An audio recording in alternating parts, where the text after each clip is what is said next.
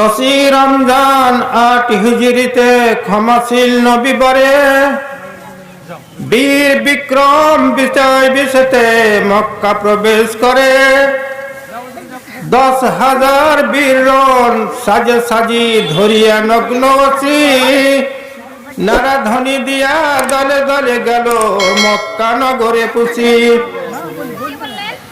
নবীজির সেই জীবন বৈরী রক্ত পিপাসনর আবু সুফিয়ান সংবাদ নিতে হয়েছে অগ্রসর।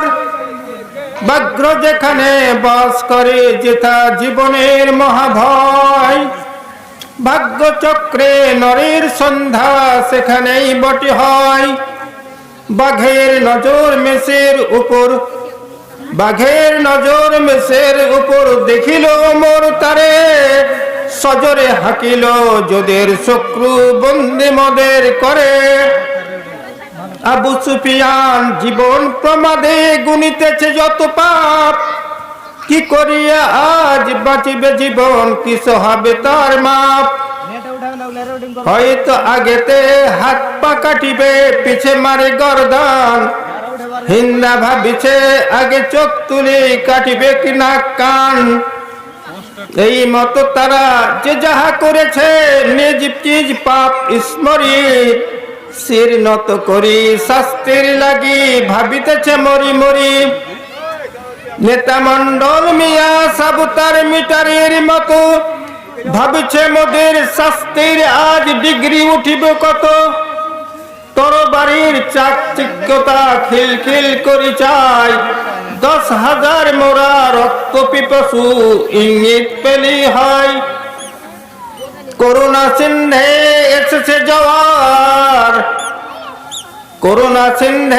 এসেছে জওয়ার, ভাবিতেছেন নবী মনে। ও ঘরে নামাজ দেয়নি পড়িতে পড়োশি স্বজন গণে। ওই সেই পথ যে পথে চলেছিলেন নবী বরে, আবর্জনার ঝুড়ি আলিয়াক ঢেলে দিল পুত সিরে। ও পথ সেদিন গলে দিয়ে ফাঁস মারিল সজরে টান, সে ফাঁস ছাড়াতে জীবন বাঁচাতে নবী হয়েছিলেন হয়রান। ওই যে আমার আরবি ভিটা আদরে ডাকিছে কোলে, ও ঘরে ইহারা ঘিরিল আসিয়া হত্যা করিব বলে।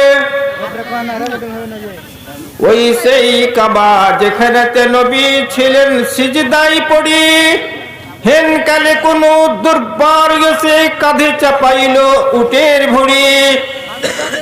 ওমর সেদিন করিতে আসিল আমার শিরচ্ছেদ, আজ সে হয়েছে আত্মা ও প্রাণ দুজনেই নাই ভেদ।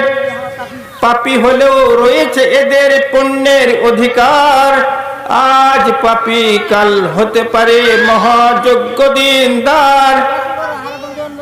সকল সাগরে আসি ঝাঁকে ঝাঁকে নীল ঘিরি, প্রেম পূর্ণ অশ্রু ভিড় জমায়েছে চক্ষু যুগল ঘিরি। ইয়াকুব আজ ইসুফকে পেয়েছে হারানো ধন, চোখের জ্যোতি বাড়িয়াছে তাই হরিয়েছে ক্রন্দন। অঘোষিত ক্ষমা ঘোষিত হইতে থাকিলেন আর তাও, পাক মুখে বলেন হে কোরেশ দল বলো কি তোমরা চাও। ফাঁসির আসামি পাইয়াছে ত্রাণ, মৃতদেহে পেল জান। ক্লেশ পূর্ণ মন সভায় উঠে গেল গঞ্জন। ওহে প্রবীণের আদর্শ তুমি, নবীনের তুমি ভাই, ক্ষমার ছাড়া এ চিত্ত বাজারে অন্য গ্রাহক নাই। ফাঁসির আসামি ইসুফ ভ্রাতারা পেল যেই ব্যবহার, মক্কার আজ জোয়ান বৃদ্ধ আশাধারী আজ তার। বলিলেন তিনি স্বাধীন তোমরা, ক্ষমিলাম আমি সবে। প্রতিশোধ নিতে সাজা দেওয়া আজ কারো প্রতি नहीं হবে। এই তো নবীর উম্মত মোরা নিজকে বলিয়া জানি, অথচ মারিলে কাকর তাহাকে ইটের আঘাত হানি।